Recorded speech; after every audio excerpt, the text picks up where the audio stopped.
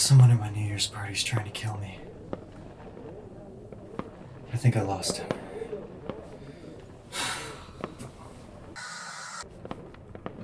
What a way to enter the new year.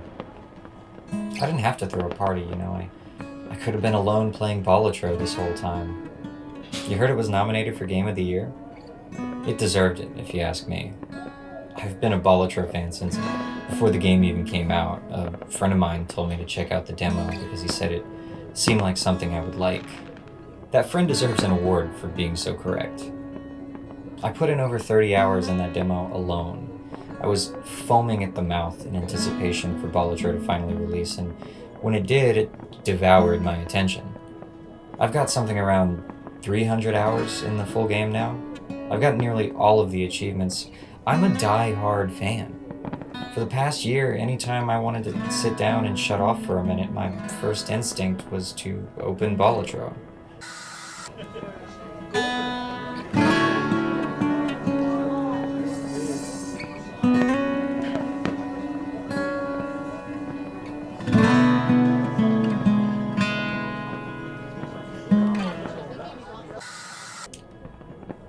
I feel like when people look at Balatro for the first time, they're probably thinking, video poker, what's the big deal? But it's so much more than that. Balatro only builds off of poker hands and traditional playing cards because they're recognizable, and the iconography of casino games works in favor of Balatro's design. You're building a points engine and watching it go off like a Rube Goldberg machine that's wearing a slot machine. It's deceptive, On the surface, Balatro seems so simple, but it is, in reality, overflowing with depth. It doesn't offer a massive variety in gameplay, but instead excels in the interplay of its core systems. The primary gameplay loop is so engaging. Why have anything in the game that distracts from that? The game's simplicity is its design, yet it inspired a panel of gamers somewhere to nominate it for Game of the Year. Perhaps they too needed a good distraction from life this year, and Balatro came to them like a gift, wrapped tightly in a clean UI and hypnotic adaptive soundtrack. I'm not even sure I've thought that much about why Balatro is so engaging to me. It's just so good at being good that I take it for granted, as if Balatro has always existed. This game was created by a person, so what design choices brought us here? How did Balatro take off so confidently? Why have I played Balatro more than any other game this year? Why?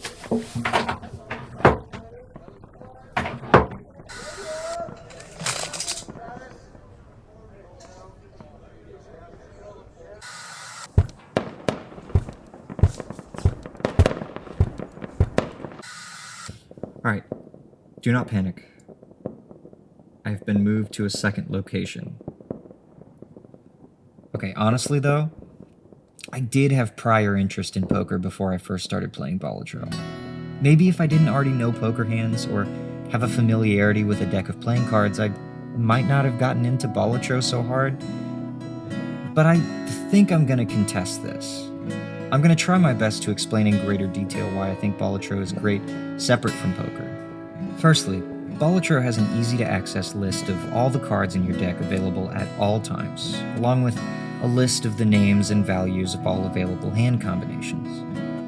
This eliminates the need for any prior knowledge going into Balatro for the first time. When you do start up Balatro, the first thing you'll see is a Joker card. You'll watch it glow and burn and implode into a cyclone of playing cards, driven by the swelling of a tone that will become the first note in the symphony of Balatro's soundtrack. The music kicks in full force, and you're given the option to start playing. You may notice the way buttons click and snap, the way everything reacts when you interact with it, or the clarity with which the menus guide you into your first run of the game. The presentation is crisp and invites you in. The vibe entices one to investigate further, like a bit of bait at the end of a long string. Just wiggling your mouse in front of the card on the title screen is fun. You're playing the game before the game even begins. When you start your first actual run of Balatro, you see a minimum score you need to reach and are given a hand of playing cards. You can select up to 5 cards, and the value of that combination of cards is calculated. This is the main objective of Balatro. Play a good hand, beat the score requirement. Notice how all of the cards on the screen gently sway, like they're in a dance or taking some sort of a choreographed breath. Amuse yourself by floating your mouse over the cards and watch the card pop up elegantly. Listen to the sound effects, the clinks, clanks, and chimes that count chips in the rhythm of anticipation. So you watch the number tick up to the minimum score requirement, and the game rewards you with some imaginary in-game money. Then you're brought to your first shop. A shop will interrupt you between every round and give you a chance to upgrade your scoring potential. You can purchase planet cards, which upgrade the base value of a chosen poker hand, tarot cards, which can modify the cards in your deck or grant you extra money. But the most important thing you'll be purchasing in the shop are Joker cards. Joker cards are Balatro's secret ingredient. They can modify your score in real time as it's being calculated. For example, this Joker adds 3 to your score multiplier for every heart card in your scored hand. This may be really good if you plan to play a lot of flushes and prioritize hearts. And then this Joker multiplies your total score multiplier by 2 if you play any flush, so this might go good with the heart Joker from earlier. There are so many possible combinations of Jokers that every run feels unique and plays differently from the last. You don't have access to all of the Jokers at once, but you run into enough of them on a given run to have to make several important choices every couple of minutes. Now we've gotten somewhere. Choices. Balatro is so engaging because it forces you to make tough and impactful choices frequently. You become invested in your run not because you want to win necessarily, but because this deck is your creation. You built this monster, and you want to see how far you can take it. Anyone can tell you the right moves to make. Anyone can tell you how to win, but only you can make something you can feel a sense of pride in. Watch the flames of victory when your hand exceeds the required score with ease. Now, your first few runs, maybe you don't win. There is a learning curve to understanding the nuance of what choices are good and what choices are ineffective. But Balatro can keep you engaged even in a state of failure. A large part of this is the length of an average run. I think I spent maybe between 20 minutes to an hour per run, depending on my pace and whether I end up winning that run. So you're never investing too much into one run to feel deflated at the end. I personally just get the overwhelming feeling that I could do better if I tried again. Every run, maybe you learn a lesson, or just imagine how else you might have played it. Finally, when you win your first run, it'll ask you if you want to keep playing on endless mode. You might decide to try it out and see how far you could go. Eventually, you'll notice that it scales too fast for you to keep up anymore, and it'll game over. Maybe you remember skipping a Joker early in the run that would have helped keep you alive. Maybe you plan to buy more planet cards in the future. The point is, it was not the perfect run. I've been playing for over 300 hours. I've unlocked nearly every achievement, and I have not had my perfect run. I know some people have. I watch the internet. I worry that when that day comes, and I've had my perfect run, maybe Balatro will fade from my life like so many other games I was once fixated on. I suppose that's just the way it is. Nothing will keep me entertained forever. For now, though, Balatro will continue to captivate me, and when the day comes that I've lost interest, I'll be happy of my time with Balatro and always remember how it was able to distract me through one of the hardest years of my life.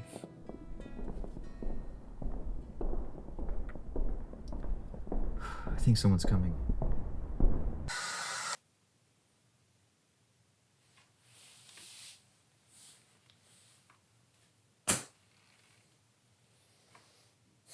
I have no clue where I am. You know, I haven't even mentioned the most incredible thing about Balatro yet. It was developed by a single person, a solo developer. Local Thunk, the name of this developer, was making the game initially as a personal passion project. Isn't that something? Nominated for Game of the Year, just an artist and a love for the craft created something that connected with people. How amazing is that? No big marketing, no inflated budget, just a small project that someone cared deeply about. Now I want to try to make a game. How great would it be to live in a world where these works of art are always rewarded like this? Local Thunk, really earned the success they found with this game, and I hope they recognize that. I wonder if it's 2025 yet. I never came up with a New Year's resolution. Maybe I'll resolve to make and release a game this year. More likely, though, I'll finally grab that Completionist Plus achievement. I'll never fully understand why completing achievement lists is so satisfying to me. I guess it's sort of like being rewarded for your efforts, like a prize. I fall for that bullshit, hook, line, and sinker, and I feel no shame about it. That's part of the reason that I've put so many hours into Balatro. Oh, how I'll feel when I finally see that Completionist Plus achievement on my profile. I dream of that day. Balatro has a lot to do for such a simple game. There are 15 unique starting decks in Balatro. Each deck comes with a different gimmick, like having a larger hand size but one less Joker card slot. There are 8 different difficulties in Balatro, and these are called stakes, that you need to unlock one at a time for each of the 15 difficulties separately. When you finish a run with a particular Joker card, you unlock a sticker on that card that corresponds to the difficulty color you finished the run with. For instance, I finished a run with the Lucky Cat Joker on purple difficulty, so the Lucky Cat Joker in my collection menu now features a purple chip sticker.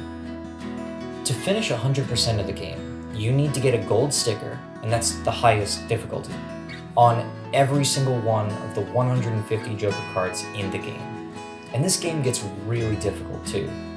I can't consistently win a run even on the second hardest difficulty. I haven't even mentioned the 20 unique challenge runs that this game features. Some of those are ridiculous, like one of the challenges is Jokerless, as in no Joker cards. If that doesn't sound bad, you haven't played Balatro yet. Balatro is so much more than just a simple poker video game. Balatro is extra polished and excellently designed, as feature-rich as any of the other Game of the Year nominees in 2024. Also, the music kicks ass. I'm a musician and I almost forgot to mention that. Balatro is a work of art, the realized vision of an inspired artist, and it was my Game of the Year. Thank you, Local Thunk, and I look forward to seeing whatever else you decide to create for the world next.